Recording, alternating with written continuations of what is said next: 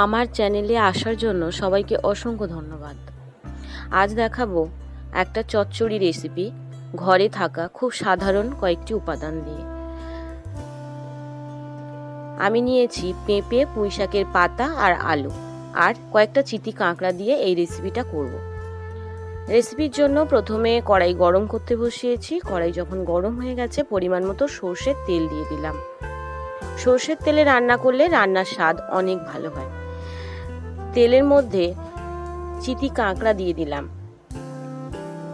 কাঁকড়াগুলো ভালো করে লবণ আর হলুদ দিয়ে ভেজে নিচ্ছি। কাঁকড়া ভাজা হয়ে গেছে। এখন আমি কাঁকড়ার মধ্যেই দিয়ে দিচ্ছি একটা বড় সাইজের পেঁয়াজ কুচি। যখনই মনে হবে ঘরে কোনো সবজি নেই, কি রান্না করব, তখন আমার চ্যানেলে আসবেন, দেখবেন অনেক রেসিপির আইডিয়া পেয়ে যাবেন।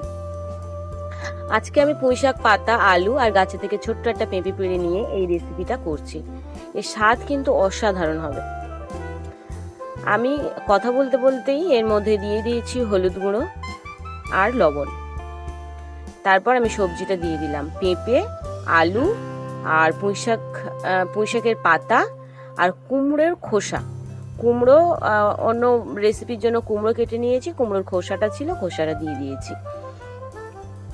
কেটে ভালো করে ধুয়ে পরিষ্কার করে রেখেছিলাম। এখন কড়াই মশলার মধ্যে দিয়ে ভালো করে আমি কষিয়ে নিচ্ছি সবজিগুলো। খুব কম সময়ে, কম মশলায় এবং সাধারণ কিছু সবজি দিয়ে আমি বিভিন্ন ধরনের রেসিপি করে থাকি। যদি ভালো লাগে আমার চ্যানেলটি প্লিজ সাবস্ক্রাইব করবেন, লাইক করবেন এবং শেয়ার করবেন।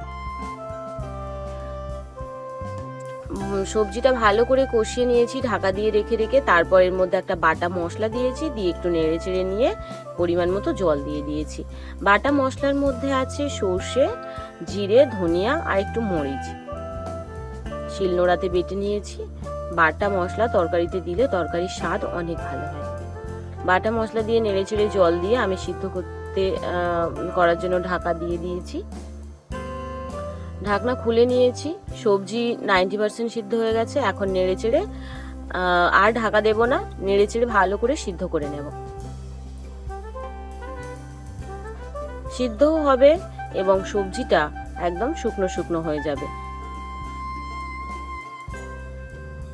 কাঁকড়াগুলো দেওয়ার জন্য এই রেসিপিটার স্বাদ মারাত্মক হয়।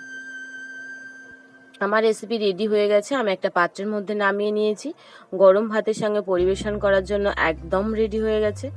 আর আমার রান্না শেষ পর্যন্ত দেখার জন্য সবাইকে অসংখ্য ধন্যবাদ। নিশ্চয়ই সবাই দেখেছেন কত কম মশলা আর কম সময়ের মধ্যে রেসিপিটা হয়ে যায়। ভালো লাগলে প্লিজ সাবস্ক্রাইব করবেন।